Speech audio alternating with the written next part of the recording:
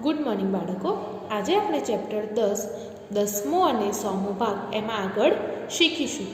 એમાં છે પહેલું, એક દિવાસળીની પેટીની કિંમત ₹0.50 હોય તો ₹5.50માં કેટલી દિવાસળીની પેટી ખરીદી શકાય।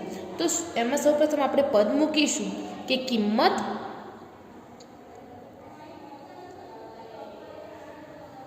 અને पेटी बराबर।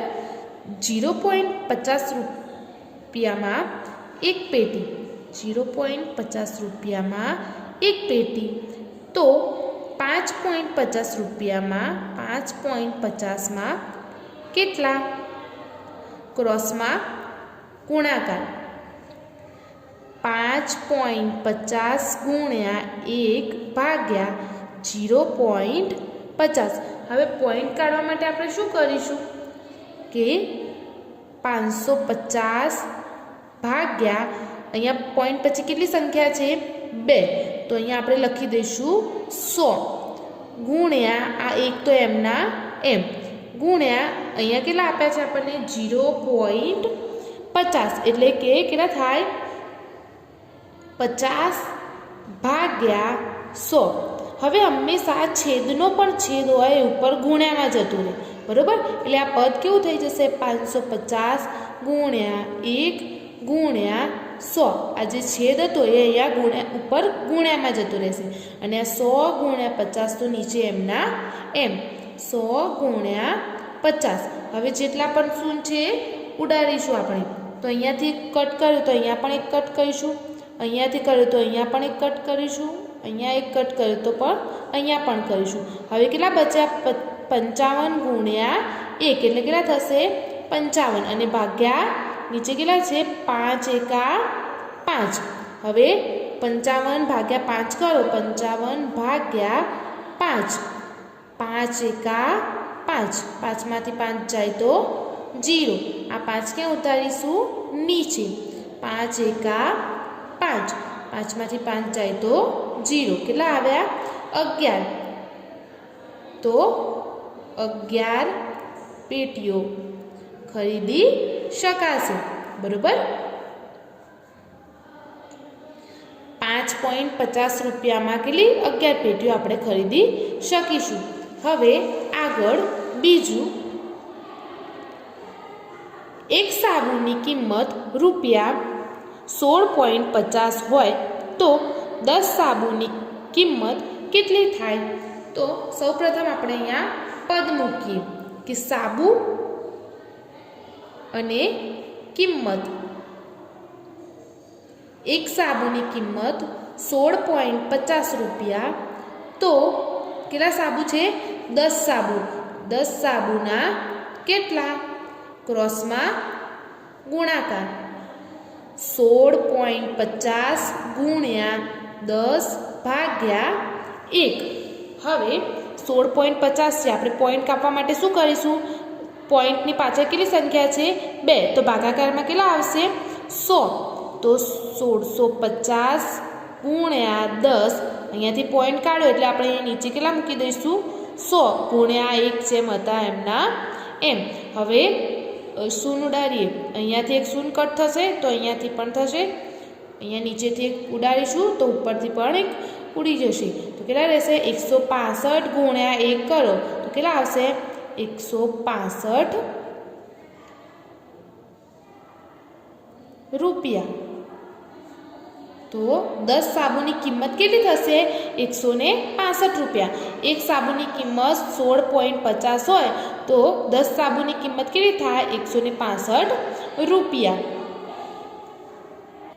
આગળ ત્રીજું, એક ઈંડાની કિંમત ₹5.50 હોય તો 6 ઈંડાની કિંમત કેટલી થાય। તો પદ મૂકી દઈએ આપણે પહેલાં કે ઈંડા અને કિંમત। એક ઈંડાની કિંમત 5.50 તો 6 ઈંડાની કિંમત કેટલી ક્રોસમાં ગુણાકાર 5.50 ગુણ્યા 6 ભાગ્યા 1।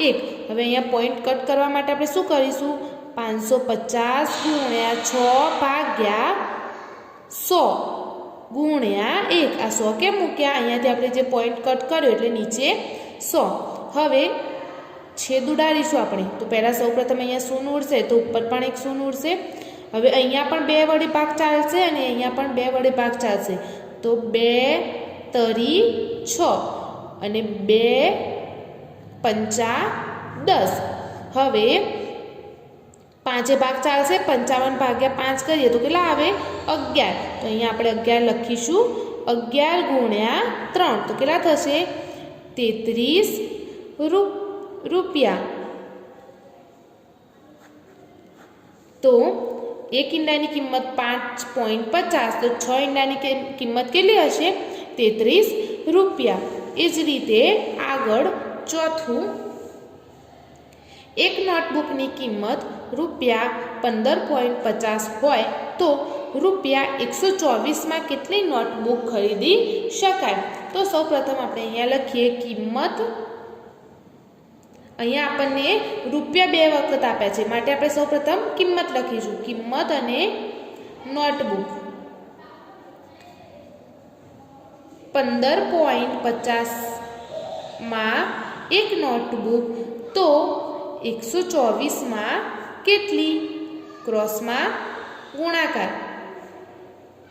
124 ગુણ્યા 1 ભાગ્યા 15.50. હવે 124 ગુણ્યા 1. હવે અહીંયા આપણને પોઈન્ટ આપ્યો છે 15.50. તો આપણે શું કરીશું? 1550 ભાગ્યા કેટલા લખીશું? પોઈન્ટ પછી 2 સંખ્યા છે તો 100. હવે છેદનો પણ છેદ હોય તો એ ઉપર શેમાં જતો રહેશે? ગુણાકારમાં. તો 124 ગુણ્યા 1 ગુણ્યા 100. આ 100 ક્યાં જતા રહેશે? ઉપર. અને નીચે 1550. અહીંયાથી એક શૂન્ય કટ કરીશું તો ઉપરથી પણ એક શૂન્ય કટ થશે. પછી શું કરીશું આપણે? 24 ગુણ્યા 1 કરીએ તો 124 ગુણ્યા 1 કરીએ તો 124 જ આવશે. 124 ગુણ્યા 10 કરીએ તો કેટલા થાય? 1240 ભાગ્યા 155. બરોબર. હવે 155 ભાગ્યા 1240 કરીએ તો કેટલા આવશે? 8 આવશે. કઈ રીતે? અહીંયા ગુણાકાર કરી જોઈએ. 155 ગુણ્યા 8. 8 પંચું 40ની શૂન્ય વધી પડી 4. 8 પંચું 40. 40 ને 4 44. 44નો ચોગડો વધી પડી 4. 8 એકા 8. 8 ને 4 12. તો આવી ગયા 1240. તો અહીંયા કેટલા આવશે? 8 ભાગ ચાલશે માટે કેટલા આવશે? 8 નોટ બુક.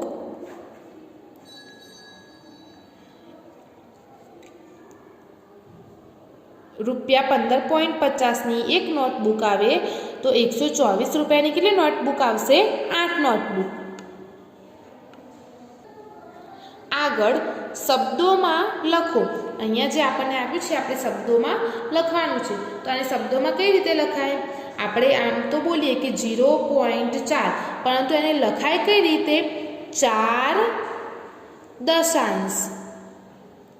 દશાંશ એટલે કે 4/10 હોય એટલે આપણે 1 પોઈન્ટ કાપીએ છીએ ને એટલે 4 દશાંશ. પછી 1.6 આપ્યું છે તો કઈ રીતે લખાય? 1.6 દશાંશ. પોઈન્ટ પછી એક જ સંખ્યા હોય તો પાછળ દશાંશ લખાય. પછી 0.25 તો શું આવશે? 25 શતાંશ.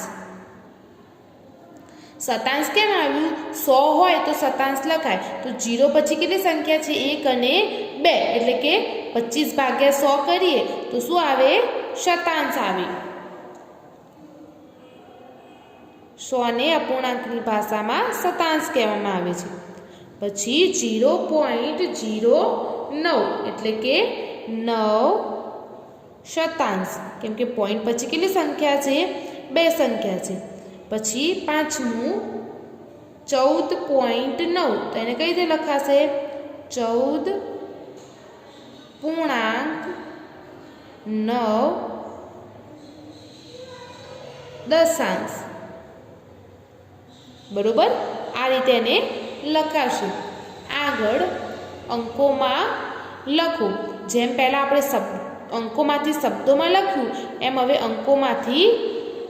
હવે શબ્દોમાંથી અંકોમાં લખવાનું છે એમાં પહેલું 5.7 તો કઈ રીતે લખાશે 5 પૂર્ણાંક એટલે પોઈન્ટ અને 7 દશાંશ એટલે કે 10 જ હોય એટલે પોઈન્ટ પછી કેટલી સંખ્યા આવે એક જ સંખ્યા આવે એટલે કે 7 પછી બીજું 18.12 તો 18.12 એટલે પોઈન્ટ પછી કેટલી સંખ્યા આવે 2 તો આવી ગઈ 2 સંખ્યા પછી આગળ ત્રીજું 64 તો કઈ રીતે લખાશે 0.64 પોઈન્ટ પછી 2 સંખ્યા આવી ગઈ એટલે કે 27 પછી ચોથું 13.9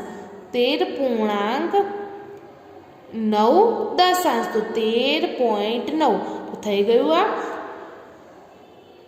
13.9 આગળ પાંચમું 1.6 તો 1.6 એટલે કે 1.6 હવે આગળ આપણને શું કહે છે કે નીચેની સંખ્યાને દશાંશ અપૂર્ણાંકના રૂપમાં દર્શાવો દશાંશ અપૂર્ણાંક એટલે કે પોઈન્ટવાળી રીતમાં દર્શાવવાના કીધા છે હવે આમાં 5 પોઈન્ટ કેટલા આપ્યા છે 5/10 આપ્યા છે આપણને તો કઈ રીતે લખીશું દશાંશ અપૂર્ણાંકની રીત કીધી છે તો પોઈન્ટ પછી કેટલી સંખ્યા હોવી જોઈએ 10 આપ્યા છે તો એક જ સંખ્યા તો 0.5 એ જ રીતે બીજું આપણને શું કીધું છે 14/100 એટલે 14/100 તો આપણે આને પોઈન્ટમાં લખવા હોય તો કઈ રીતે લખીશું 0.14 બરોબર આ રીતે પોઈન્ટ પછી 2 સંખ્યા હોય તો 100